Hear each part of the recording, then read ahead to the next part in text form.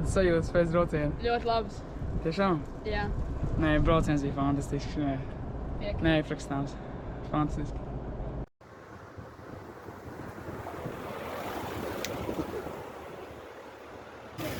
Nu kā bija? Viņam jābūt tā kā Bet ja tu viens brauc, tu iesprūsi, jo tur viens džeks pēc tam iesprūdi. Jā. Nu tur divi tā kā brauc un tur ar krosu. Ronalds. Smagākais sāri. Jo ja es viens pats braucu, tad es iesprūstu. Vienā un vienā.